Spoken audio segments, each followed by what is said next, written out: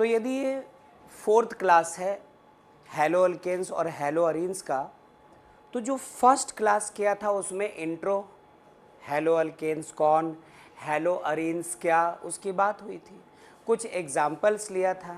रुक जाइए बेटा, ठीक है, वो हो गया था। देन हम लोग वहाँ से चलते चलते फिर आगे आए और फिर classification of halo alkanes halo arenes की बात आई। Mono halo alkanes, di halo alkanes, tri halo alkanes, arenes included थे। देन उसके बाद बात आ गई क्या, on the basis of hybridization of carbon atom to which the halogen group is attached, sp2 sp3 वगैरह, अलाइलिक, विनाइलिक, ये categorise किया हम लोगों ने। फिर वहाँ से आगे बढ़े और चल पड़े हम लोग नॉमेनक्लेचर के तरफ, आइसोमेरिज्म की बात हुई और फिर पहुँचे थे मेथड्स ऑफ प्रिपरेशन में। मेथड्स ऑफ प्रिपरेशन में जब हम लोग चल पहुँचे तो वहाँ उसके पहले एक और चीज़ था, नेचर ऑफ CX बॉन्ड, याद होगा आपको, डायपोल मोमेंट डिस्कस किया था, पोलैरिटी की बात आई थी, ये सब कुछ, और वो लौटेंगे, उनकी ज़रूरत फिर पड़ेगी, ध्यान से सुनना। तो नॉमेनक्लेचर में, सॉरी, मेथड ऑफ प्रिपरेशन में हम लोगों ने पहला मेथड ऑफ प्रिपरेशन शुरू किया था लास्ट क्लास, जिसमें कहा था यदि आपके पास रॉ मटेरियल, आपके पास कच्चा सामान, यदि अल्केन्स है तो उसका हैलोजिनेशन करवाकर हम लोग तैयार कर सकते हैं हैलो अल्केन। और हैलोजिनेशन करवाया कैसे था, अल्ट्रा वायलेट लाइट के प्रेजेंस में या थोड़ा सा ज़्यादा टफ टेम्परेचर के प्रेजेंस में हम लोग क्या कर रहे थे, क्या कि अल्केन का रिएक्शन करवा रहे थे X2 के साथ, Cl2 Br2 वगैरह की बात हुई थी। ज़रा ध्यान दीजिएगा, आज वाली क्लास वो क्लास है जहाँ से आप इस चैप्टर में एंजॉय करना शुरू कर सकते हैं। यहाँ से आपको सीखने वाली बहुत सारी चीज़ें मिलेंगी, जो सीखोगे उसको दिमाग में भी रख पाओगे। और पहले भी बोला था पिछले क्लास में भी कि करना क्या है, जो जो टॉपिक जिस जिस क्लास में आप पढ़ चुकोगे, घर वापस जाकर या इस क्लास के बाद NCERT और आपके जो दूसरे केमिस्ट्री के रेफरेंस बुक है वो ओपन करना, जो टॉपिक पढ़ाया गया उसका पैराग्राफ पढ़ लेना, उससे रिलेटेड इन टेक्स्ट क्वेश्चन है वो सॉल्व कर लेना, एक सॉल्व एग्जाम्पल भी होंगे और फिर इन टेक्स्ट अनसॉल्व भी क्वेश्चंस होंगे, तो वो भी लगा लीजिएगा, ताकि इधर टॉपिक्स बढ़ते जाए, उधर आपका कमांड अच्छा होता जाए। अगली बात, नया पढ़ना जरूरी है लेकिन पुराना याद रखना उससे भी ज़्यादा ज़रूरी है, तो रिटेन प्रैक्टिस वगैरह करते जाइएगा, उसमें कहीं कोई प्लस माइनस की कोई जगह मत रहने देना। और सबसे बढ़ करके पग पग, पल पल, कदम कदम आपको क्लास 11 के ऑर्गेनिक की ज़रूरत पड़ेगी। आज थोड़ा ज़्यादा फील करेंगे आप, तो क्लास 11 के ऑर्गेनिक केमिस्ट्री का जो नोट्स है, उम्मीद है कि संभाल के रखा होगा, तो आप उसको हर दिन रिवाइज करना।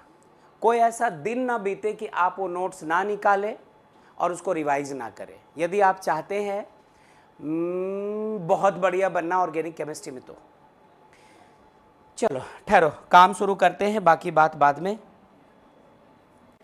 गौर कीजिएगा, वो जो हम लोग पढ़कर आ रहे हैं बच्चों, पहला मेथड ऑफ प्रिपरेशन, जिसमें हम लोगों ने यूज़ किया था किसको, फ्रॉम अल्केन्स की बात हुई थी, फ्रॉम अल्केन्स, और अल्केन्स का क्या किया था हम लोगों ने, हैलोजिनेशन। प्लीज़ प्लीज़, हैलोजिनेशन करवाया था अल्केन का। हैलोजिनेशन का मतलब ही क्या था,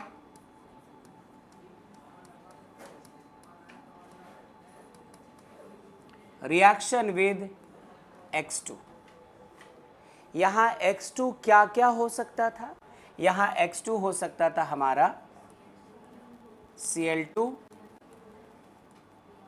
Br2 I2 और F2 हम लोग करेंगे नहीं, ये थोड़ा सा मुश्किल होता है, इसलिए हमारा जो हीरो है वो ब्रोमीन और क्लोरीन। क्लोरीनेशन तो सीख चुके थे हम लोग, उसके बाद कहा था इसका मैकेनिज्म 3 स्टेप्स में हुआ करता है।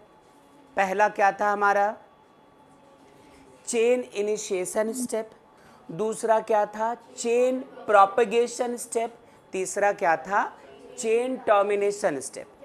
क्लास 11 में कब पढ़ा था, अल्केन्स पढ़ते वक्त, अल्केन्स, अल्कीन्स, अल्काइंस। जब क्लास 11 के सिलेबस में आप लोगों ने नॉमेनक्लेचर, क्लासिफिकेशन ये पढ़ लिया था, आइसोमेरिज्म पढ़ लिया था, some basic principles of reaction mechanism की बात हो गई थी, electrophile, nucleophile, carbocation, carbon ion, stability of carbocation, ये रेजोनेंस वगैरह सब कुछ पढ़ लिया था, मेसोमेरिक इफेक्ट वगैरह सब कुछ। तब हम लोग चले थे हाइड्रोकार्बन्स पढ़ने को, और क्लास 11 में ऑर्गेनिक थी ही कितनी, इतनी सी ऑर्गेनिक केमिस्ट्री थी। क्लास 12 में कितना है, इतना है, इतना, बहुत सारा, इतना सारा है। और इतना सारा डिपेंड करता है क्लास 11 के इतनी सी ऑर्गेनिक केमिस्ट्री पे, चाहे स्टीरियो केमिस्ट्री हो या फिर प्लेन पोलराइज्ड लाइट को डेक्स्ट्रो और लीवो डायरेक्शन में रोटेट करना हो, सब कुछ आएगा, वो सब आपसे हिसाब चाहेगा बेटा।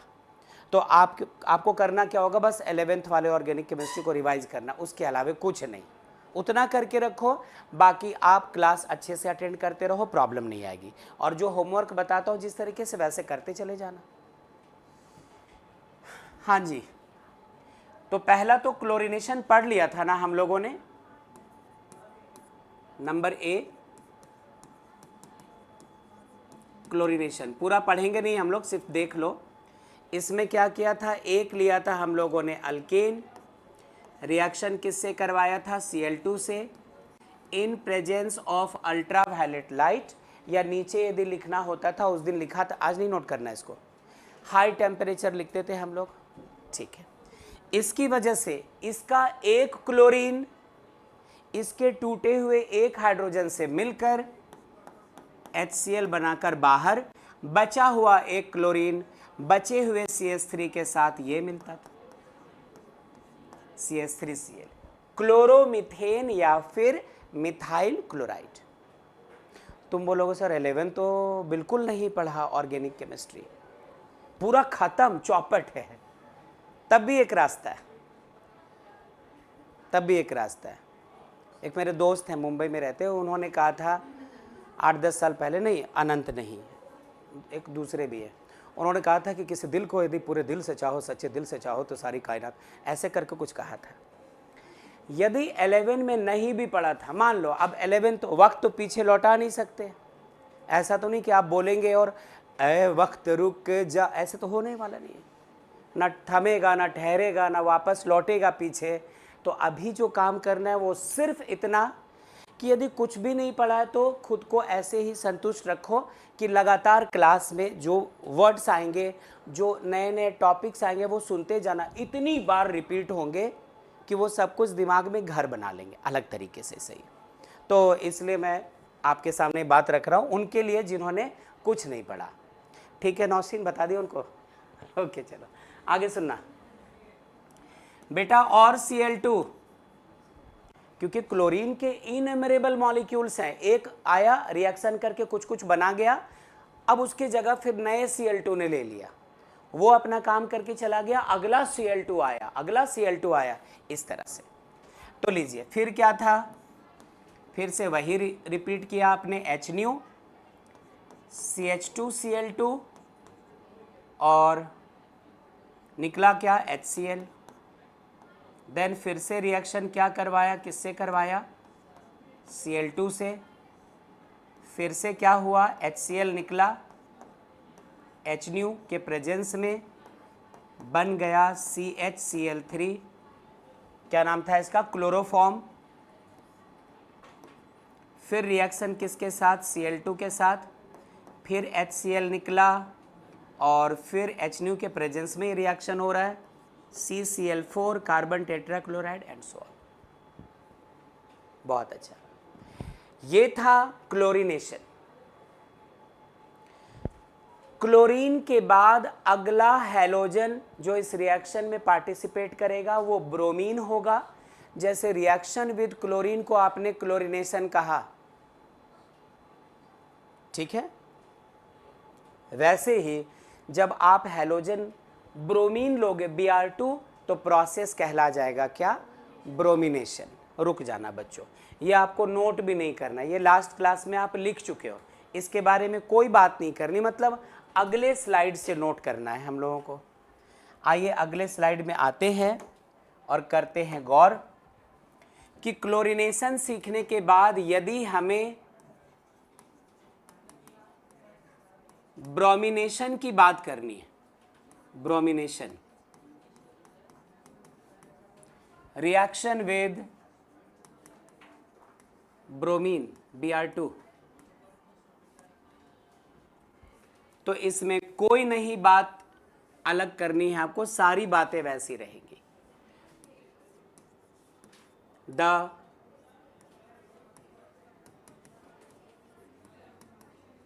ब्रोमिनेशन ऑफ अल्केन्स, मुझे कोई जल्दी नहीं है, यदि आपको है तो आप कर सकते हैं। The bromination of alkanes also takes place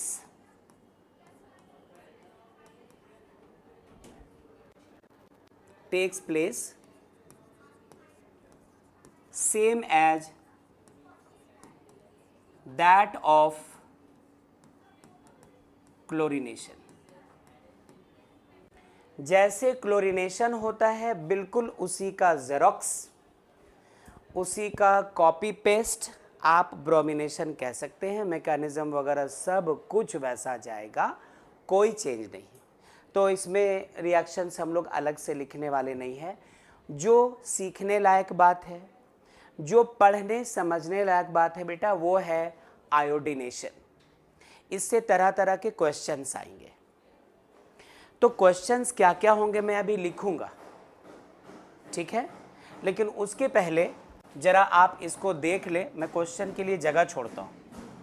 अगले स्लाइड में आयोडीनेशन को समझ लो पहले, क्या है, कैसे हो रहा, उसमें मुश्किल क्या आ रही है, तो हम लोग उस पर वो उसको सॉल्व करने के तरीके क्या निकाल रहे हैं, उन मुश्किल को वो सब देख लेते हैं। फिर इस आयोडीनेशन के टॉपिक पर कितने क्वेश्चंस कैसे कैसे पूछ सकते हैं वो देख लेंगे। सुनो जरा, चलो ठीक है। क्या हमें पढ़ना, आज की पढ़ाई यहां से शुरू होती है। आयोडीनेशन, ये रहा हमारा अल्केन CH4, ये रहा आयोडीन।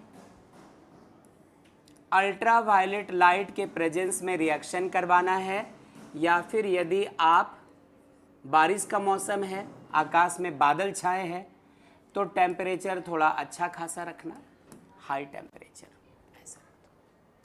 ऐसा करते ही जो आप सोच रहे हो वही होता है। दोनों में से एक आयोडीन यहाँ से ब्रेक होकर इससे टूटे हुए एक हाइड्रोजन के साथ अटैच होता है, और वो लोग आपस में मिलकर बना जाते हैं क्या, हाइड्रोजन आयोडाइड।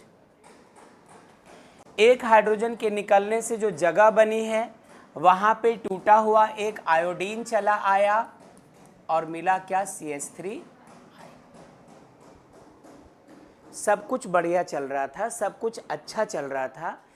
वहीं पर एक बात निकलकर सामने आई। कौन सी बात आई वो सुनना। जैसे सपोज करो अभी Cl2Br2 की बात कर रहे थे ना, उसके हिसाब से फिर आयोडीन आता, फिर एक और यहाँ पे आयोडीन अटैच होता, CH2I2 बनना चाहिए था। अगला आयोडीन मॉलिक्यूल आता, पेन नहीं खत्म हो जाएगा, अगला आयोडीन आता तो CH3 बन जाता। अगला आयोडीन रिएक्ट करता तो CI4 बन जाता, वगैरह वगैरह। लेकिन ये पॉसिबल नहीं होता। इसकी वजह सुनना। एक्चुअली ये जो आप रिएक्शन देखते हैं, यहाँ पर एक प्रॉब्लम आती है क्या, कि ये रिवर्सिबल रिएक्शन होता है। ये होता है रिवर्सिबल रिएक्शन।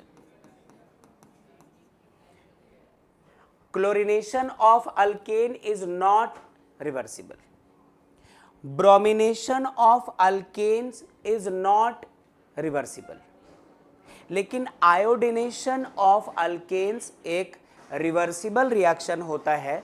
बड़ी मेहनत से पैसा खर्च करके हम तो मीथेन लेकर आते हैं, आयोडीन लेकर आते हैं, और जब इनको रिएक्ट करवाते हैं तो आयोडोमीथेन या फिर मिथाइल आयोडाइड बन तो जाता है, लेकिन इसके साथ साथ ये जो HI बना है इसमें एक मुश्किल रहती है।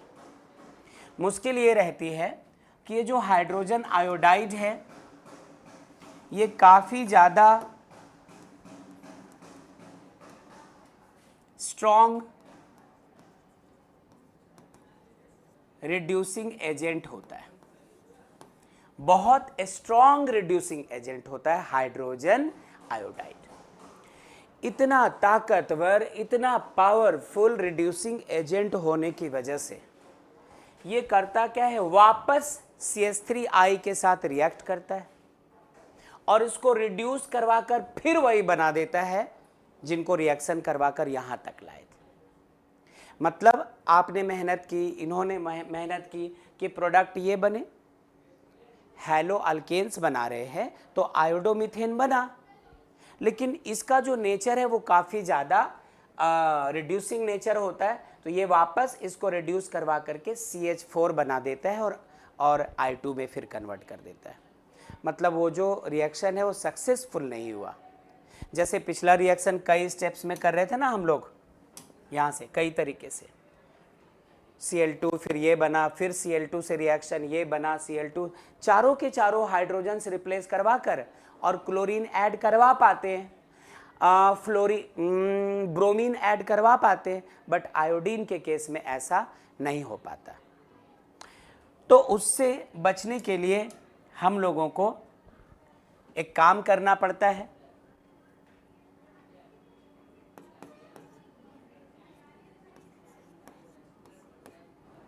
to get this reaction proceed properly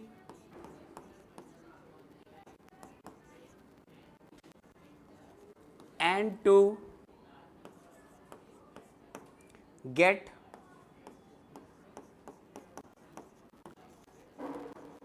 a better yield of क्या कह दो, हैलो अल्केन, गलत, यहां पर आपको बोलना पड़ेगा आयोडो अल्केन, आयोडो अल्केन। इस रिएक्शन को करवाते समय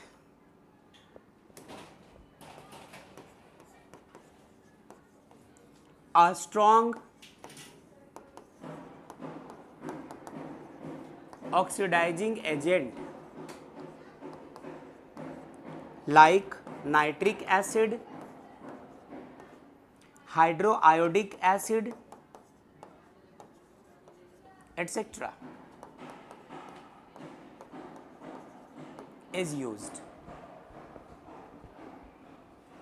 यदि ये स्ट्रॉन्ग रिड्यूसिंग एजेंट है जो दोबारा इसको रिड्यूस करके फिर से पहले जैसी सारी चीज़ों को बना दे रहा है, तो इससे बचने के लिए हम लोग क्या करते हैं, इसका जस्ट अपोजिट, यदि ये एक स्ट्रॉन्ग रिड्यूसिंग एजेंट है तो हम लोग स्ट्रॉन्ग ऑक्सीडाइजिंग एजेंट यूज करते हैं, नाइट्रिक एसिड की तरह, HiO3 की तरह, और वो यहाँ पर हमारे लिए कुछ और काम करता है।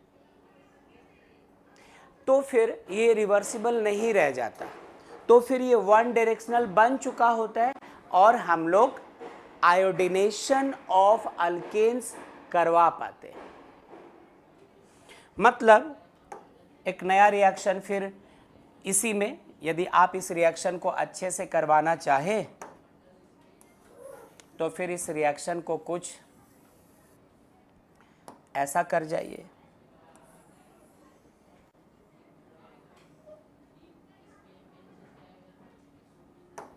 यहाँ पे आप थोड़ा HiO3 ले लो या HNO3 ले लो, जिसकी वजह से ये जो रिवर्सिबल रिएक्शन का नेचर है ये वन डायरेक्शनल हो चुका होता है और काम आसान हो चुका होता है। करता क्या है ये वापस क्या कर जाता है, तो सुनो, ये जो हमारा HiO3 है वो इसके साथ जो हमारा दुश्मन था, जो रिड्यूसिंग एजेंट था, जो सारा खेल खराब कर रहा था, जो किए कराए पर पानी फेर रहा था, इसी को मार डालता है। कुछ इस तरह, कुछ इस तरह।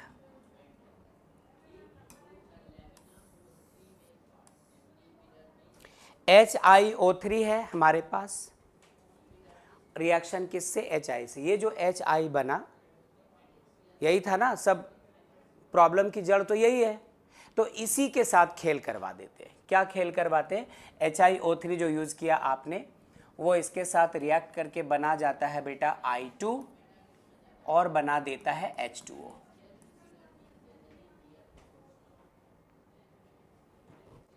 बैलेंस कर दो, बैलेंस कर दो।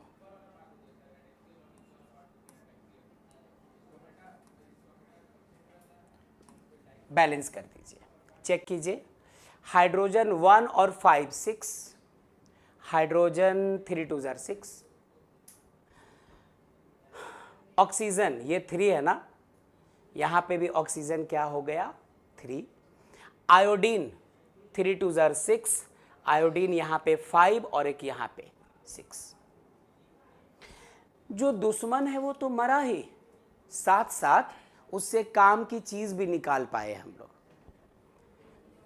हमें ये मिलता चला गया आयोडीन, जिसकी वैसे भी जरूरत थी, ताकि ये इसे रिएक्ट करता और मल्टीपल स्टेप्स होते रहते। तो अब बात आती है कि ये तो एक टॉपिक है, आपके बुक में एक रिएक्शन है, आपके बुक में कोई एक method of preparation of hello alkane है। इससे रिलेटेड क्या क्या पूछ सकते हैं वो लोग?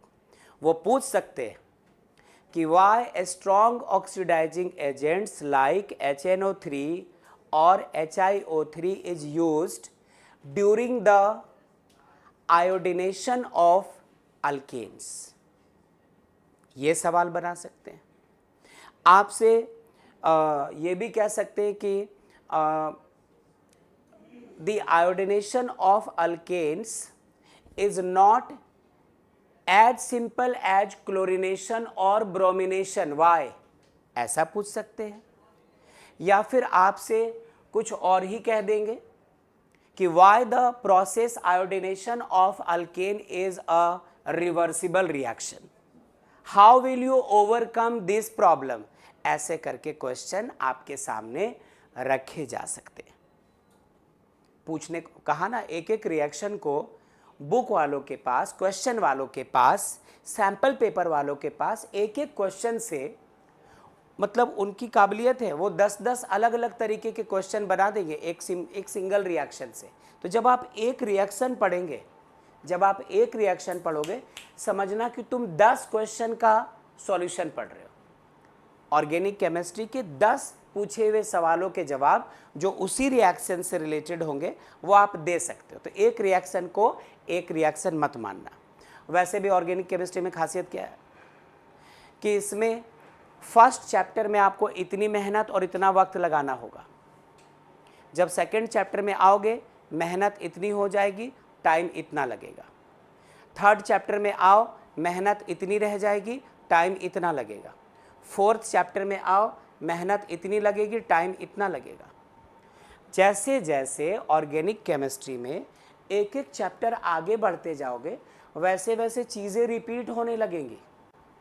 जो जो आपने वर्ड यूज़ किए हैं उनको डिस्कस करने के लिए बीते चैप्टर में वो वर्ड्स फिर से आने लगेंगे, देखी हुई चीज़ें फिर रिपीट होंगी। तो वक्त भी कम लगेगा, मेहनत भी कम लगेगा और कॉन्फिडेंस बढ़ता जाएगा। शुरू में कॉन्फिडेंस कम रहे बात अलग है, ऑर्गेनिक केमिस्ट्री पढ़ने का तरीका बेस्ट, कोई नहीं, नोट्स बनाओ, बढ़िया, डेली लिख लिख के प्रैक्टिस करो, जो भी बुक अवेलेबल है उसके क्वेश्चंस लगाओ, यही इसका प्रैक्टिस, यही तरीका है। ऑर्गेनिक पर कमांड करने के लिए और तरीका नहीं है बेटा। सर्च करें ना यूट्यूब में और इंस्टा में, कुछ मेथड मिल जाए तो मुझे भी बता दीजिएगा, फिर मैं अगले बैच को बताऊंगा कि नहीं मुझे पता था यही है, फिर पिछले बैच के बच्चों ने बताया कि ये तरीका है, यूट्यूब में पता चला। हाँ बेटा, इसको नोट अभी मत करो, कुछ क्वेश्चंस बनाते हैं। जो बच्चे ऑनलाइन हैं आवाज दीजिए प्लीज, आप चुप है, सन्नाटे में है, सरेंडर्ड है। Yes sir. Thank you. आगे सुनो, क्या क्वेश्चन बना सकते हैं हम लोग। ये तो ब्रोमिनेशन था ना, हम लोग क्या पढ़ने जा रहे थे अब, आयोडिनेशन। पहला question, why strong oxidizing agents like HNO3, HiO3 etc.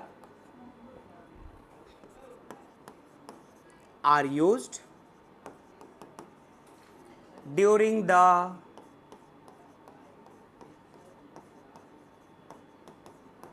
preparation of आयोडोअल्केन्स।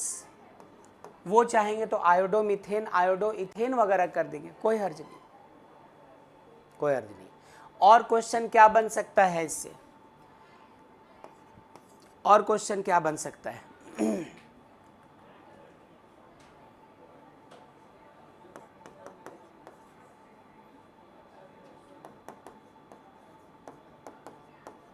Iodination of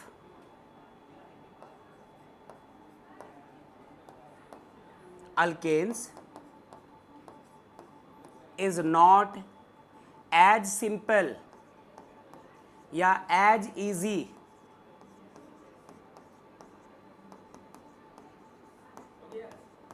as chlorination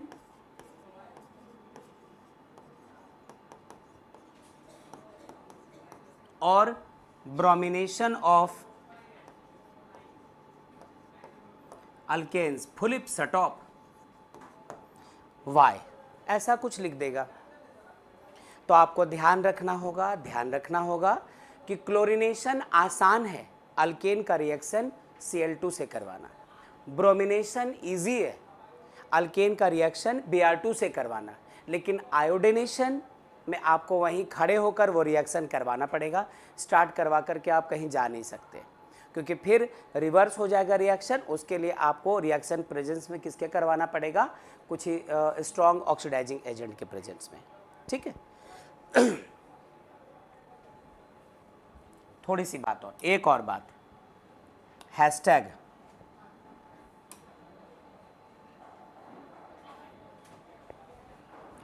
fluorination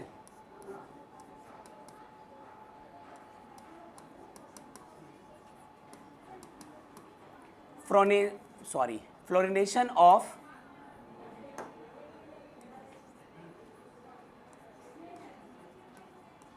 alkanes is not possible,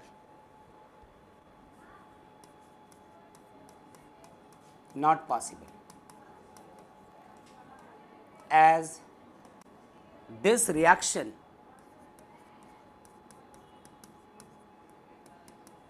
is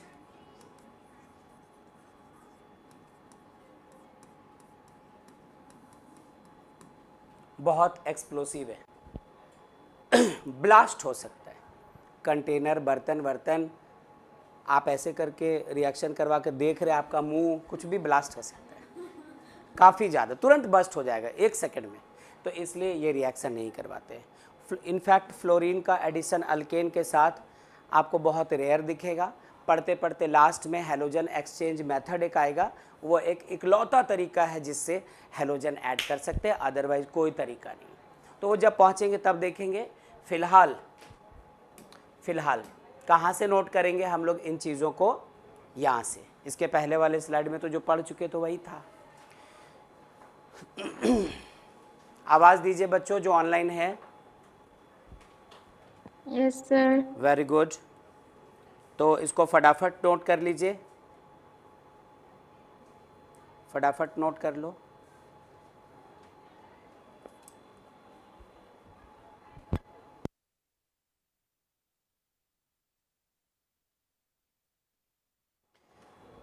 इसको भी लिख लीजिए और उसके बाद चलते हैं अब हम लोग आगे की ओर।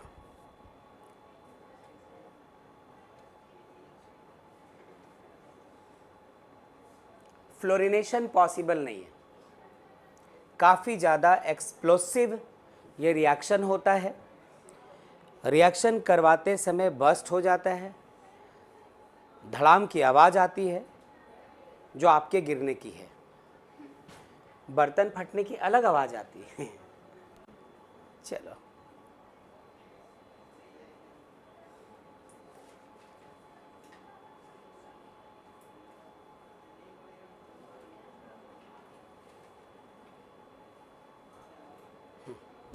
चलिए आगे बढ़ते हैं। सेकेंड मेथड ऑफ प्रिपरेशन में चल रहे हैं। मेथड नंबर 2, हैलो अल्केन्स बनाने का अगला तरीका। नंबर 2 में आते हैं। नंबर 2, फ्रॉम अल्कीन्स, यदि आपके पास रॉ मटेरियल के तौर पे अल्केन्स ना होकर अल्कीन्स हो तो उससे भी हैलो अल्केन बना सकते हैं। कैसे? क्लास 11 के एक रिएक्शन का यूज करके। फ्रॉम अल्कीन्स, आप एग्जाम्पल देख लो फिर करते हैं बातचीत। ये रहा पहला कार्बन, ये रहा दूसरा कार्बन। कार्बन के आउटर मोस्ट में 4 इलेक्ट्रॉन्स, तो 1 2 3 4, 1 2 3 4।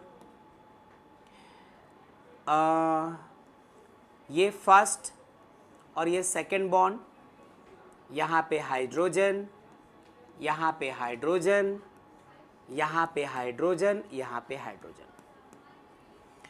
याद है हम लोगों को, कोई भी ऐसा ऑर्गेनिक हाइड्रोकार्बन ले लो, ऑर्गेनिक कंपाउंड ही हाइड्रोकार्बन, जिसमें चेन चाहे कितना भी लंबा हो या कितना भी नाटा हो, एटलीस्ट एक जगह कार्बन कार्बन डबल बॉन्ड आ गया तो हम लोग ऐसे कंपाउंड को, ऐसे हाइड्रोकार्बन को अल्कीन कहा करते थे क्लास 11 में।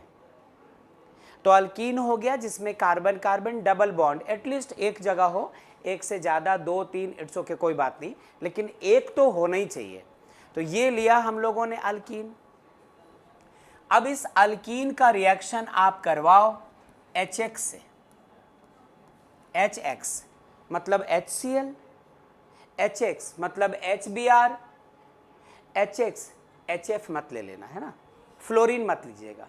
मोस्ट कॉमनली क्लोरीन और ब्रोमीन ज़्यादा एक्टिव रहते हैं इस दौरान, रिएक्शन के दौरान। अब है क्या, पहले बाहर बाहर सीखो फिर हम लोग करेंगे बात। ये सिंगल बॉन्ड है तो सिग्मा, सिंगल बॉन्ड है तो सिग्मा, सिंगल बॉन्ड है तो सिग्मा, सिंगल बॉन्ड है तो सिग्मा, डबल बॉन्ड है तो एक सिग्मा और दूसरा क्या होता है, पाई। पाई बॉन्ड हमेशा वीकर होता है in comparison to the sigma bond, क्योंकि सिग्मा बॉन्ड एक्सियल ओवरलैपिंग से बन रहा होता है और pi bond lateral overlapping, parallel overlapping या साइड बाय साइड ओवरलैपिंग से बनता है। Class 11 chemical bondings topic overlappings and hybridization के आसपास पढ़ा था ये सब, ठीक है। वीक बॉन्ड होता है जिसकी वजह से जब ब्रेक होने की बारी होती है तो पाई बॉन्ड ब्रेक होता है। कहा कि पहले बाहर बाहर सीख लो, पहले उल्टा पुल्टा गलत सलत देख लो, पहले याद रखने का कुछ यदि आसान तरीका तो उसको देख लो, उसके बाद फिर हम लोग इसके मैकेनिज्म की बात करेंगे। फिर रिपीट करता हूँ, हर एक रिएक्शन चाहे आप कभी भी पढ़ो, मेथड ऑफ प्रिपरेशन के दौरान पढ़ो या केमिकल प्रॉपर्टीज़ के दौरान, हर एक रिएक्शन से कम आपको 10 अलग अलग तरीकों से क्वेश्चंस किए जा सकते हैं। अब ये बॉन्ड ब्रेक होते ही एक इलेक्ट्रॉन इसका बेकार, एक इलेक्ट्रॉन इसका बेकार, इस दौरान यहाँ पर ये बॉन्ड ब्रेक होता है, कोई एक हाइड्रोजन आकर यहाँ कनेक्ट हो गया तो हैलोजन यहाँ कनेक्ट हो गया, या उल्टा कर दो, X को यहाँ कर दो और H को यहाँ कर दो, कोई फर्क नहीं पड़ता। मतलब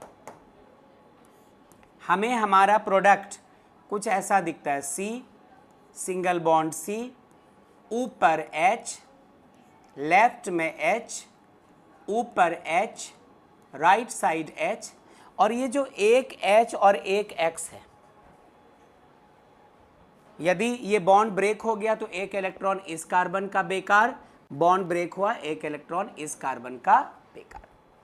किसी भी एक से जाकर हाइड्रोजन और किसी भी दूसरे से जाकर हैलोजन अटैच करवा दो, यहां पर H दे दिया, यहां पे X दे दिया।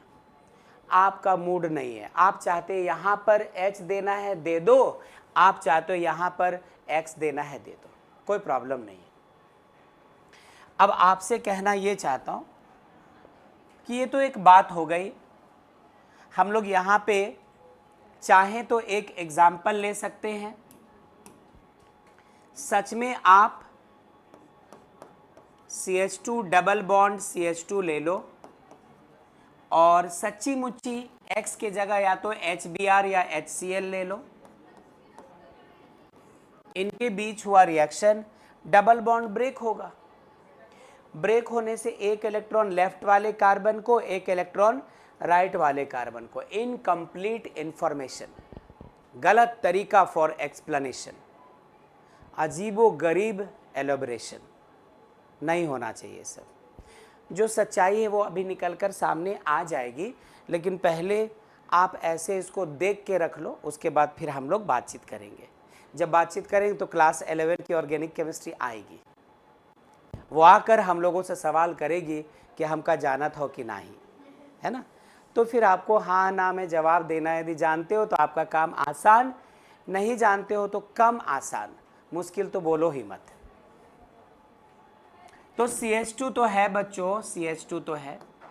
ऐसा करो H इसको दिलवा दो, CH3 सिंगल बॉन्ड CH2 और उसके साथ क्या आ गया Cl। आपकी मर्जी, ये Cl यहां लगा दो कोई हर्ज नहीं, ये H यहां लगा दो कोई हर्ज नहीं, चलेगा। लेकिन प्रॉब्लम खड़ी होती है एक जगह आकर के। प्रॉब्लम कब खड़ी होती है? जब सब कुछ तो सही चल रहा होता था, सब कुछ सही चल रहा होता था, आपने इस या इस अल्केन के जगह, ऐसे अल्केन के जगह आपने ऐसा अल्केन ले लिया, ऐसा अल्केन ले लिया, CH3 single bond CH double bond CH2, carbon carbon double bond यहां भी है, कार्बन की वैलेंसी 4 होती है। चेक कर लो, हर कार्बन के 4 बॉन्ड्स यानी 8 इलेक्ट्रॉन्स हैं। इस कार्बन को तीनों हाइड्रोजन के साथ बॉन्ड बनाए तो 3 2 6 इलेक्ट्रॉन, 7 और 1 8, इसको 1 2 3 4 5 6 और 2 हाइड्रोजन के दौरान, यहां पर भी ऐसी बात। रिएक्शन फिर से करवा दो आप, चलो HCl से ही करवाया। अब यहां पर एक प्रॉब्लम खड़ी हो जाएगी, डबल बॉन्ड फिर ब्रेक होगा, दोनों में से किसी एक कार्बन के साथ हाइड्रोजन और दूसरे कार्बन के साथ कौन? क्लोरीन। लेकिन किसके साथ हाइड्रोजन और किसके साथ क्लोरीन, वो इस बार फिक्स्ड रहेगा। इस बार आप उसको ऑल्टर नहीं कर सकते। ऊपर में तो कहा था कि किसी भी एक कार्बन के साथ हाइड्रोजन लगा दो और दूसरे के साथ हैलोजन लगा दो, चलेगा। लेकिन यहां पर ऐसा नहीं हो सकता। क्लास 11 में एक चीज पढ़ा था आपने, आप बताएंगे, ठीक है, वेरी गुड, बताइए। सही है, सही है, बिल्कुल सही है। कौन सी बात है, क्या पढ़ा था? हाँ आई, पढ़ा था क्या हम लोगों ने? पढ़ा था मार्कोनिकॉफ्स रूल या मार्कोनिकॉफ्स एडिशन, ऐसी बात, ठीक है। मार्कोनिकॉफ्स रूल या मार्कोनिकॉफ्स एडिशन क्या कहता था? उसके लिए जरा इसको देख लेते हैं। पैरा हम लोग थोड़ी देर बाद जाएंगे क्या, बाहर जाएंगे आप, आइए, ठीक है। तो हम लोग यहाँ पर इसको क्या करते हैं वो देखो। इन दोनों अल्कीन में एक डिफरेंस है बच्चों। ये जो अल्कीन है हमारा, ये कहलाता था सिमेट्रिकल अल्कीन, और ये जो अल्कीन आप देख रहे ये है अनसिमेट्रिकल, अनसिमेट्रिकल अल्कीन। किस तरह के अल्कीन को सिमेट्रिकल और किस तरह के अल्कीन को अनसिमेट्रिकल अल्कीन कहते थे, जरा वो समझिएगा। यहां पर कार्बन कार्बन डबल बॉन्ड के लेफ्ट और राइट में देखो, लेफ्ट और राइट में इस तरफ भी एक कार्बन और इस तरफ भी एक कार्बन, मतलब डबल बॉन्ड के लेफ्ट और राइट बिल्कुल सेम चीज है, कोई बदलाव नहीं। लेफ्ट और राइट जब सेम हो जाए तो हम लोग ऐसे अल्कीन्स को कहते हैं क्या, सिमेट्रिकल अल्कीन। यहां पर भी देखो डबल बॉन्ड के इस तरफ चीजें एक जैसी है। यहां पे एक प्रॉब्लम है, यहां पे कार्बन कार्बन डबल बॉन्ड के इस तरफ देखो, यहां पे सिर्फ CH2 लगा है, जबकि यहां पे क्या है, CH3CH लगा है। डबल बॉन्ड के आजू बाजू, डबल बॉन्ड के दाएं बाएं, डबल बॉन्ड के इर्द गिर्द यदि सेम स्पीसी दिखाई पड़े तो अल्कीन कैसी, सिमेट्रिकल, और डिफरेंट स्पीसी दिखाई पड़े तो अल्कीन कैसी, अनसिमेट्रिकल। तो यहाँ पे ये देखो अनसिमेट्रिकल अल्कीन है, because carbon carbon double bond के लेफ्ट में इस तरफ दो दो कार्बन और राइट में सिर्फ एक कार्बन, तो दैट्स वाई ये अनसिमेट्रिकल अल्कीन हो गया। और जो मार्कोनिकॉफ्स रूल की बात हो रही थी वो अनसिमेट्रिकल अल्कीन्स के लिए था, सिमेट्रिकल अल्कीन्स के लिए नहीं। तो जरा रिकॉल कर जाते हैं इसको, फिर करेंगे बात, ठहरो जरा। अच्छा ये क्या है, तुम बोलोगे ये हाइड्रोजन क्लोराइड है, HCl है, हम लोग यहाँ पर HBr ले सकते हैं, है ना, HI HF की तो बात अभी नहीं करेंगे फिलहाल। तो इसे आप एक नाम दे दो,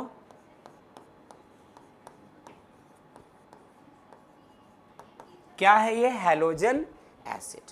पहली बात, इसके नाम के साथ हैलोजन आया क्यों, अरे क्लोरीन है, ना होता तो ब्रोमीन होता, आयोडीन फ्लोरीन होता ड्रास्टिक कंडीशंस में, तो है तो हैलोजन, इसलिए कंपाउंड को यहाँ पर नाम के साथ हैलोजन लगा दिया है।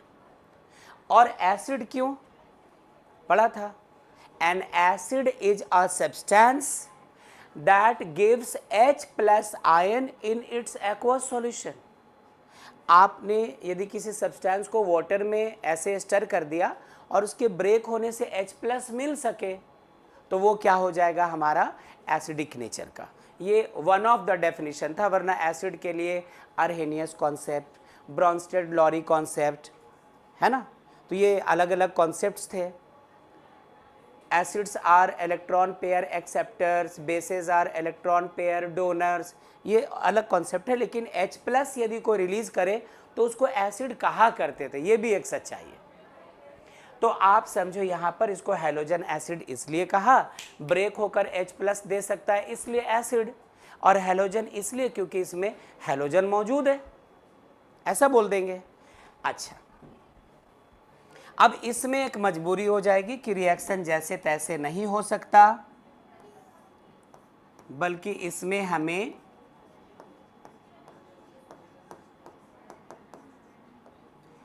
मार्कोनिकॉफ्स रूल लगाना पड़ेगा। बल्कि यहां पे जो एडिशन होगा उसको मार्कोनिकॉफ्स एडिशन कहेंगे।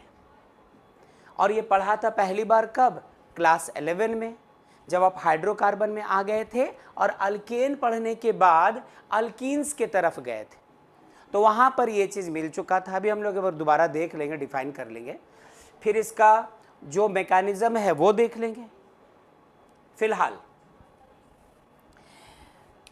जब कभी कोई हैलोजन एसिड किसी अनसिमेट्रिकल अल्कीन से रिएक्ट करता है तो हाइड्रोजन डबल बॉन्ड के उस वाले कार्बन से जाकर अटैच होगा जहां पे already greater number of hydrogens हो। मतलब देखो ये double bond, carbon carbon double bond है हमारा, तो H कहाँ जाएगा, इसके साथ या इसके साथ, इसके साथ, क्योंकि इसके पास ऑलरेडी कितने हाइड्रोजन्स हैं, 2 हाइड्रोजन्स हैं, तो H जो टूट कर आएगा वो इसके साथ जाएगा और क्लोरीन हमारा यहाँ जाएगा। यदि आप इसको स्विच कर देते हैं तो गलत हो गया, तो फिर आपको एंटी मार्कोनिकॉफ रूल की बात करनी पड़ेगी, खरास इफेक्ट की बात करनी पड़ेगी, पेरोक्साइड इफेक्ट की बात करनी पड़ेगी, जो इसके बाद आएगा। वो भी 11 में पढ़ लिया है, नया थोड़ी है, वो भी पढ़ लिया है, बट रिमाइंडर तो लेकर के चलेंगे। तो फिलहाल प्रोडक्ट हमारा कैसा बन जाएगा, ये रहा CH3 सिंगल बॉन्ड, जो CH हुआ करता था इसी CH के साथ क्या चला आया, Cl सिंगल बॉन्ड, और CH2 हमारा क्या बन गया, CH3। क्या नाम है, 2 क्लोरोप्रोपेन, ये आयुपैक नेम हो गया। कॉमन नेम क्या देंगे,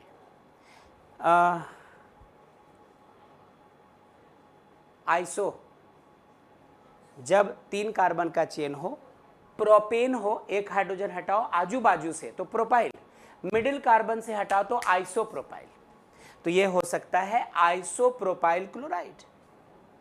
कॉमन नेम आइसोप्रोपाइल क्लोराइड।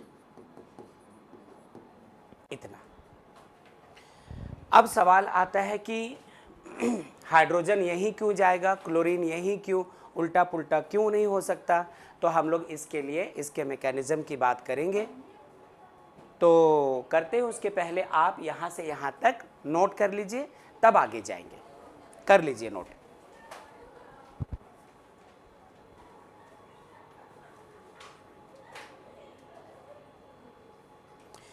तनु, श्रुति, पूजा, प्रियंका, परिधि, माहिरू, अनु, श्रेया और ज्योति। ठीक है बच्चों, Yes, sir. चलो। Yes, sir. ओके, नोट कीजिए इसको पहले, ये तो बात रखी है, एक्सप्लेनेशन बाकी।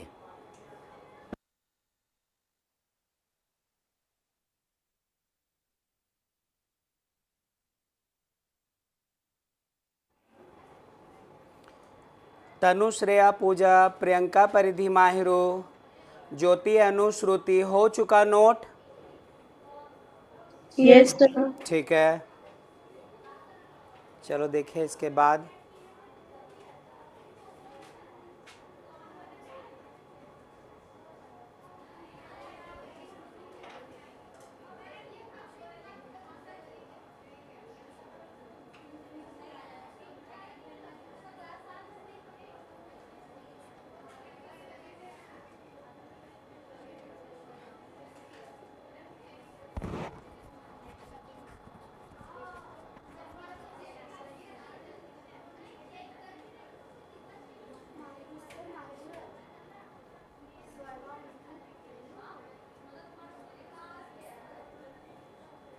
सुबह भी नहीं थी स्वर्णा, निखिल भी नहीं है, नौतेश है, पूछो नौतेश कहाँ है। अच्छा, नहीं रिया कॉमन नहीं है।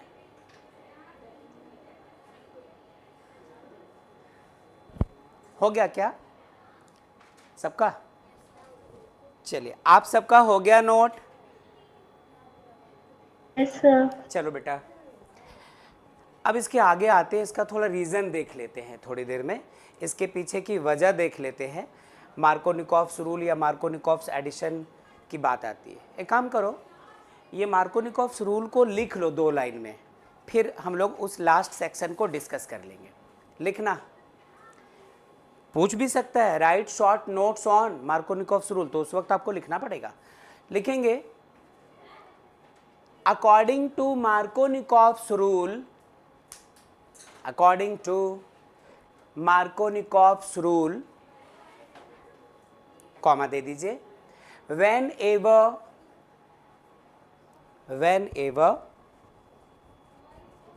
ये वन ऑफ द डेफिनेशन है, whenever an सर वैन के बाद क्या बोले? whenever an unsymmetrical alkene whenever an unsymmetrical alkene reacts with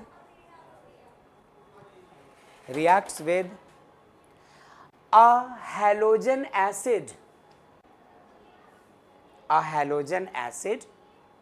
comma the H plus ion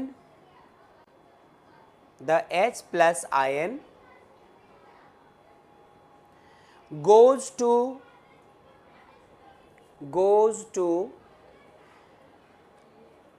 that carbon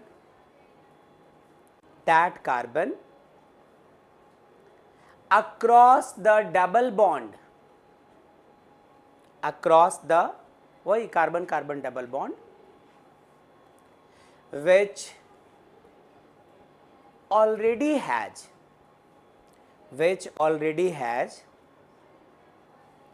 the greater number of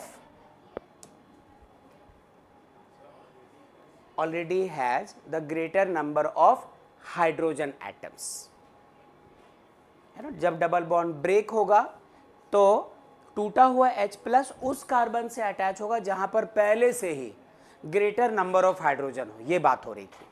अच्छा, एक और चीज देख लीजिए, इसका मैकेनिज्म, ठीक है। मैकेनिज्म क्या है वो सुनना सबसे पहले। कुछ इस तरह से बात होती है।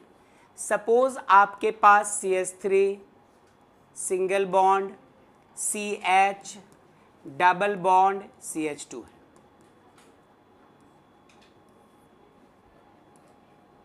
और ये carbon carbon double bond break होने की बारी आती है। बहुत अच्छे से सीख लीजिएगा, बहुत अच्छे से देख लेना। 5 to 7 मिनट्स लगेंगे, ये हमारा कंप्लीट हो जाएगा और उसके बाद फिर बाकी बातें बाद में देखेंगे। CH3 CH double bond CH2।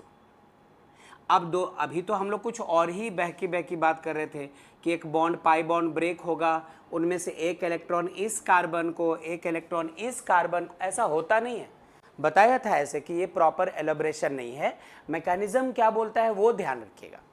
होता क्या है कि सपोज ये जो इलेक्ट्रॉन का पेयर है, ये दोनों इसके पास जाए, ठीक है। इनमें से एक इलेक्ट्रॉन तो खुद इस कार्बन का है, जबकि एक इलेक्ट्रॉन इसका है। तो हमें पता है कि यदि किसी को बाहर से इलेक्ट्रॉन मिले तो चार्ज उस पे माइनस का, और किसी का इलेक्ट्रॉन जाए तो चार्ज प्लस का। तो हम लोग ऐसा करो, सपोज यहां पर ये बात हुई है, इलेक्ट्रॉन का जो पेयर है ये दोनों के दोनों इस कार्बन के पास यदि गए हो, तो यहां पे लिखा हम लोगों ने CH3 सिंगल बॉन्ड, ये रहा CH। चूंकि सुन लो अच्छे से, ये इलेक्ट्रॉन जो इस कार्बन का था वो इसकी तरफ शिफ्ट हो गया, तो इसने इलेक्ट्रॉन लॉस किया है, इस पे चार्ज कौन सा, प्लस का। अच्छा, सिंगल बॉन्ड तो है, ब्रेक ऊपर वाला हुआ है, और ये रहा हमारे पास CH2। इस पर कौन सा चार्ज देंगे हम लोग, माइनस। देना भी मत, 1 सेकेंड के 1000वें हिस्से में ये आया हुआ माइनस चार्ज गायब, इतना फास्ट। इसलिए प्लस तो दिखा देना, माइनस मत दिखाना आप फिलहाल इस केस में। अच्छा, इमेजिन करो कि ऐसा होता, इसको नहीं जाकर इलेक्ट्रॉन पेयर इसको जाता।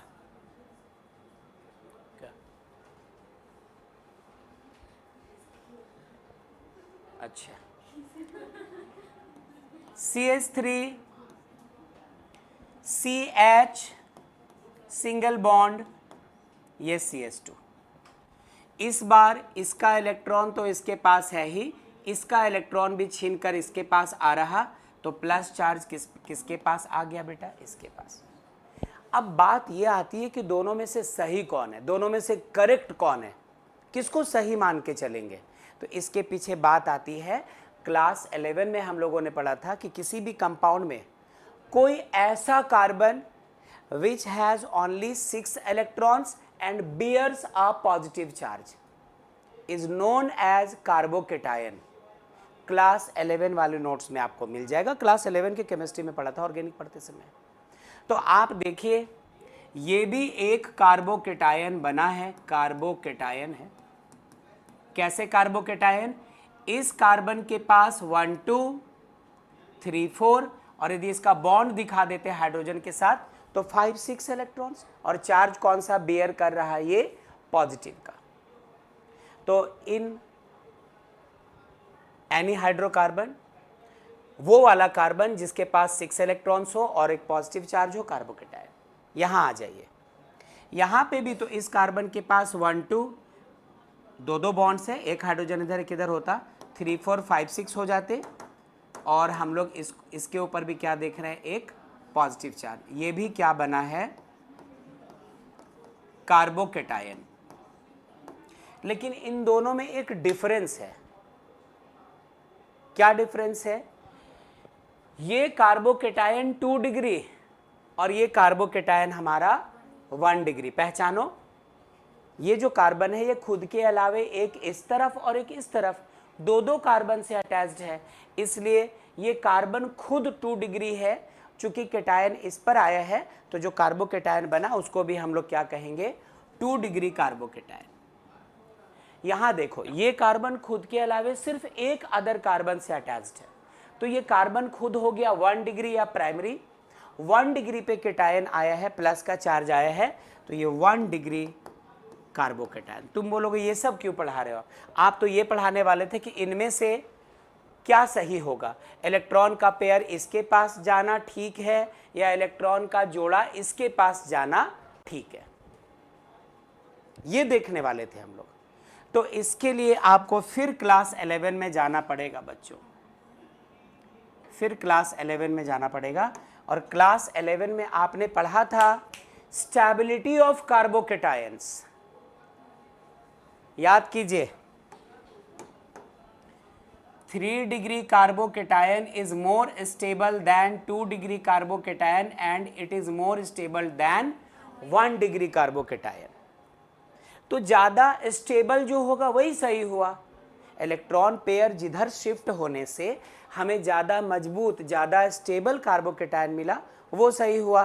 तो आप देखें कि कार्बोकेटायन इधर शिफ्ट होने पर 2 डिग्री मिला, जो कि मोर स्टेबल है, मोर स्टेबल है, इसलिए ये सही हुआ हमारा। 1 डिग्री कार्बोकेटायन इसके मुकाबले क्या है? लेस स्टेबल, इसलिए ये नहीं होता। होता क्या है ये? अब जब ये बना तो रिएक्शन किससे करवा रहे हो आप? HCl से, HBr, किसी भी हैलोजन एसिड से। तो यदि इसका रिएक्शन आप करवाते हो HCl से तो ये H+ और Cl-। तुम ही बताओ, इसका जो नेगेटिव टुकड़ा होगा वो पॉजिटिव के पास जाना चाहेगा, है ना, और इसका जो पॉजिटिव होगा वो नेगेटिव के पास। तो हुआ क्या यहाँ पर? ये तो खैर साइड कर देते हैं हम लोग। तो हुआ ये कि H+ Cl- चला आया इसके पास और H+ चला आया इसके पास। था ना माइनस का चार्ज था, बट जैसे ही बना फटाफट H+ आके जुड़ चुका। इतना वक्त नहीं लग रहा है इसमें, जिसकी वजह से हमारा फाइनल रिजल्ट जो मिलता है वो ऐसा है। CH3 CH और CH के पास कौन आया? ये Cl, ये पॉजिटिव ये नेगेटिव, और जो पहले से CH2 था यहाँ पे H+ आकर क्या बना गया? CH3। यही प्रोडक्ट हो, ठीक है, ये प्रोडक्ट बना। क्या हो? अच्छा, ठीक है। तो ये इसका मैकेनिज्म है। तो हम लोग फटाफट इसको नोट कर लीजिए, और बस नोट कर लो, आज की ये वाली क्लास हम लोग यहीं रोकेंगे। इसको कर लीजिए, उसके पहले मैं रोक लेता हूँ क्लास। इसके आगे बहुत इंटरेस्टिंग चीज़ थी, अभी इसकी स्टीरियो केमिस्ट्री डिस्कस करनी है ना, और सीन एडिशन एंटी एडिशन उन पर बात करनी है, रेसमिक मिक्सचर की बात करनी है, बट अब अभी नहीं कर पाएंगे। तो आज की क्लास में रोक देता हूँ, अगले क्लास में करेंगे। पहले मैं रोकता हूँ, फिर आप नोट कर लेना।